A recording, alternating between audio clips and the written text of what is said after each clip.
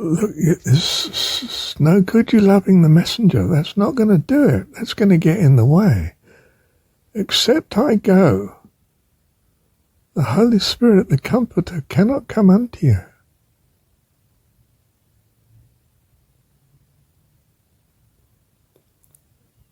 You know, your devotion is to me, and I'm not yet sanctified.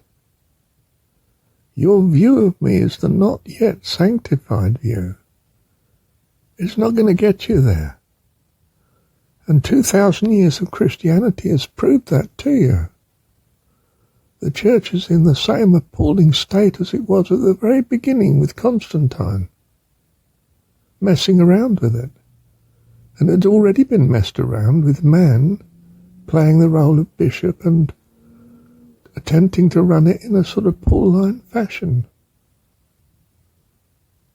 which is what Constantine, of course, embraced too, for the sake of him and his empire to him. Not love for the religion or God, but devotion to himself. What else can he be devoted to? It's in a world with no God, or a very poor God, an alien God, a sun God who, you know, yes, is very good while it's sunny, but what happens during the night? It's not so good. It's dark, I can't see. I'll wait until morning. Very capricious God, you see. Whereas the God of our imagination is perfect. He's us. Our view of us, you know, everything that we are designed to protect, our own self-life. And our God is an imaginary God in that reflection image. And we can love him flat out and be carried away on this wave of love that gives us more and more hope, peace, joy, trust, more and more trust and faith. It's us, you and me, that gets in the way of this guy loving God, because we do something that's helpful to them, which they attach to us, not to God at all. And you can, of course, be saying, well, it's not me that did it, it's God. It's that he made it possible for me to do it and gave me the will. You should be loving him, not me. But, of course, all you can see is me, not your imagination of him. So your devotion to me forever competes with, actually eclipses, your devotion to God. That's why there's no way I should be a guru to you. You must see the holes and the threadbareness in me, that you have a need for God. And then the good things that happen to you, the way in which I'm still a benefit to you, despite being imperfect from your point of view, especially, significantly, that's what counts to you, your view of me. You have to turn to God or carry on suffering all this imperfect world. So in a strange way, the little guy sitting next to my daughter on the back seat, who's, you know, can't find anything good in the world, he's not finding good in his parents or his stepdad, his mum that loves him as well, or me driving. In fact, if anything, he's only finding good in my daughter sitting behind me. But she has her faults. She doesn't always want to talk to him, for instance. She wants to read, or she criticises him, or shuts him up. So she's not coming up to the mark either. Do you see? And that's his best friend. You can imagine his view of the rest, can't you? He's in a very good position, in a sense, to come to trust in God, because he's got nothing else. Increasingly, the more he destroys it all with his negativity. But of course the negativity can be such that all you can see is bad, and there's no good to give you hope and peace and gratitude that you want to fix on a God. Now, supposing he runs through a difficulty that he can't touch, it's major, like, I don't know, mum dies, or, God forbid, but, or, he's injured. And then something comes along where he's put right. Mum was desperately ill and he was worried about her dying because, what's life going to be like if I hadn't even got mum? And then, of course, she's well. She's all right. For some reason, she's recovered. Or, the illness, the injury you had, the body's recovered itself. And the relief is wonderful. He may want God to exist to say thank God to. In other words, a miracle, from his point of view, that's not attached to, the wonderful, capable doctor that did the healing, or the healing guy who came along, Jesus, and therefore now I'm devoted to him. I mean, oh my goodness, we're back to square one. You're devoted to an imperfect messenger instead of a perfect God. You're going to fall foul, and you find that he doesn't actually manage the healing of something else that you need in your life. Poverty, perhaps, or, whatever. But you see, there is a pathway out, which is to accredit all the goodness that comes to you, to your God. Now, he never lets you down because he's built in your image.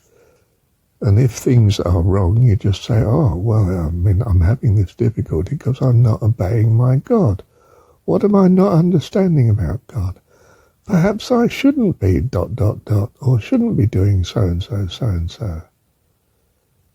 And he's telling me, he's guiding me, this causes such and such. Don't do it.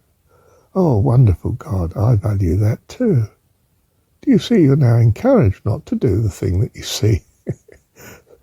Greatly encouraged, but you're attaching the gain to your God again, so your love of him increases even further as your view of him changes to a more compatible view of God that is truly in your best interest. What is your best interest? Life eternal, a state of joy, hope, peace, wisdom, understanding, health, whatever you call it.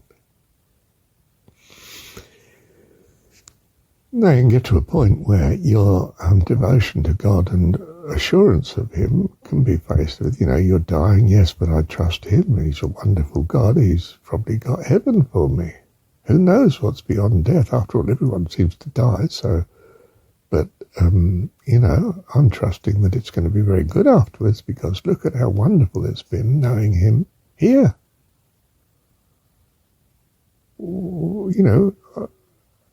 And this tide carries you over the fear of death. Just say, well, I don't want the pain of death, of course, but in a sense I'm not worried about the ongoing state because, well, the body's gone, but I trust him for life eternal. Why? Because I value life eternal. He's my God. And your trust is in him. You see, you've carried yourself over all futures with your present state of mind. In other words, who you are at present. Well, that's an extraordinary thing, isn't it?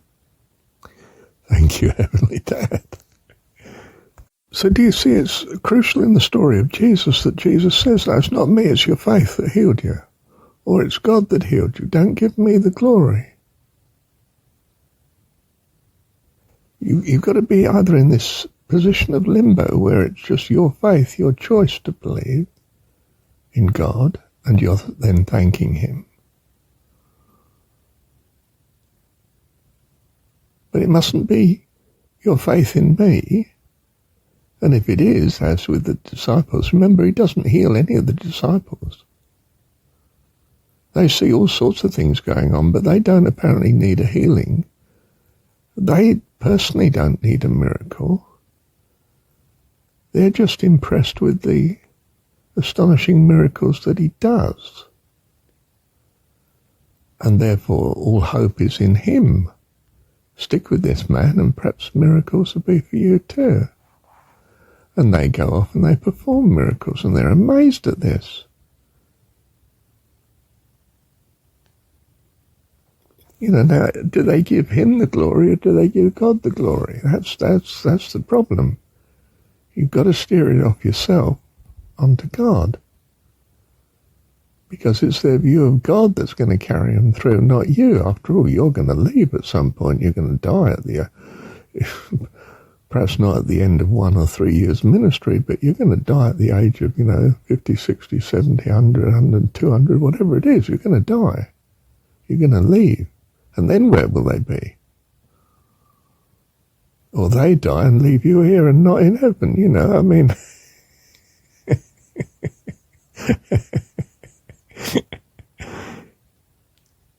Yeah, I understand the story now. Why?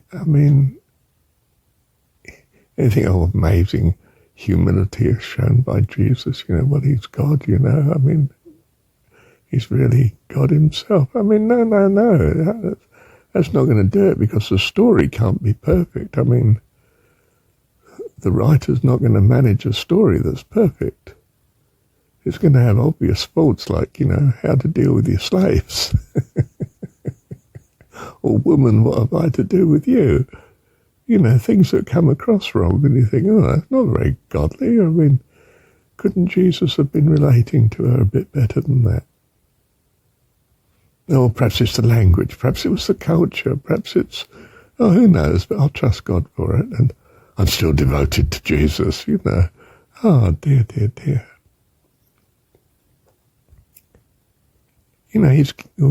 What has to come over, which he tries to do, the obsession throughout the ministry is, God is your heavenly dad. Your God is dad in heaven, and heaven is within you. God is within you. John 17, that's what he's asked for. Now, I know John 17 is a list of requests, not a list of just praise and glorifying God, but it's also praise and glorifying God. And the things it's asking for are crucial, you see, that you appreciate you've received. And if you covet these prayers as being answered by God, they are prayers for you. And therefore that will quicken your trust. That the one you're devoted to, which is Jesus, has asked God, and it's God that anchors what you truly value. So your love is to God. In other words, I've glorified thee on the earth. I'm going to leave with them a spirit that only glorifies you. And it's a spirit. So they have to see it in their imagination, and they will ascribe this character to the spirit. What is the spirit trying to tell me about God? The one that truly loves me and is my God. So you hope to goodness they don't start worshipping the spirit. You want them to worship God as Dad, not God as selfless spirit, or they'll end up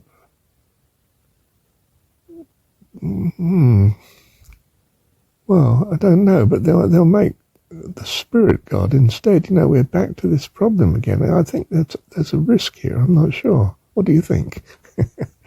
I'm tired. I'm running nearly 15 minutes on this recording. I think I'll stop. Thank you, Heavenly Dad. No, I am sure.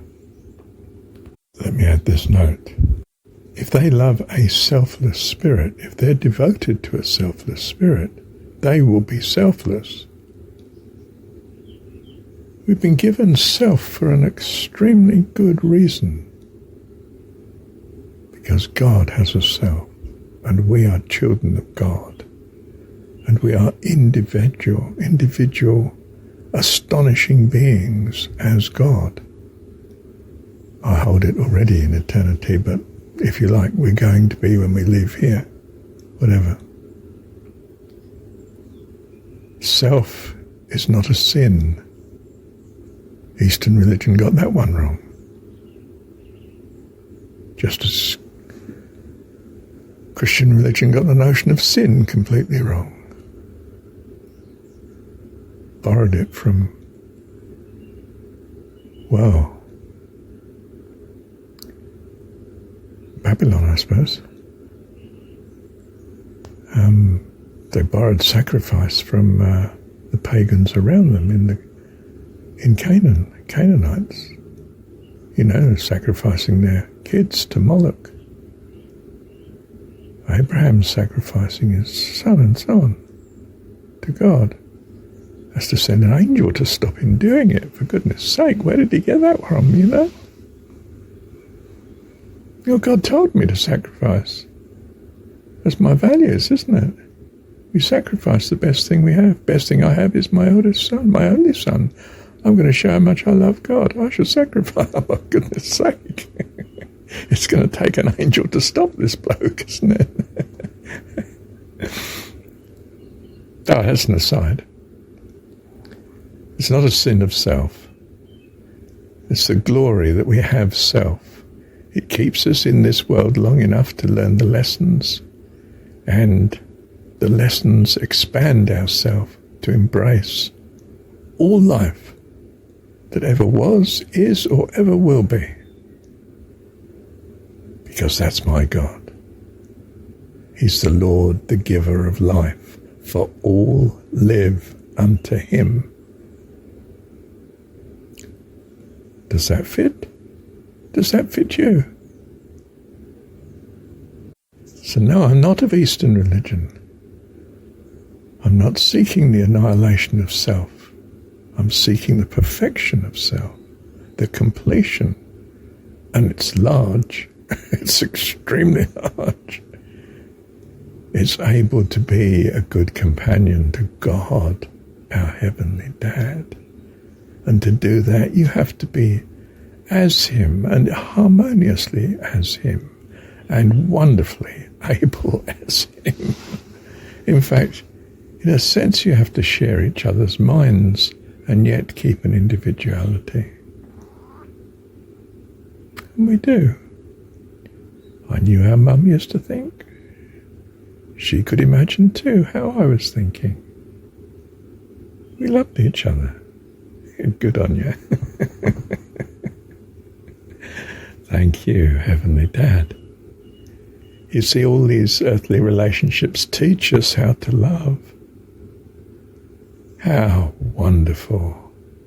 How utterly wonderful. The kiddie just loves this little creature he's got in his arms.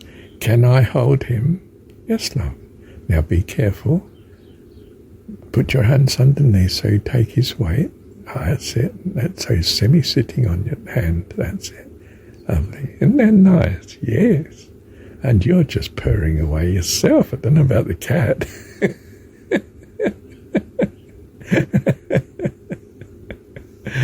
Yes. Bless you. I'm come that you might have life. Have it more abundantly. Life eternal in heaven. In perfect family with our Dad, our Heavenly Dad. Divine Mother, if you like. Have them both up there, I don't mind. Oh, I think I do. Hang on a minute. One God. I'm not sure about that. That was a bit hasty. I get carried away, you know. Oh my goodness, do I get carried away. Thank you, Heavenly Dad.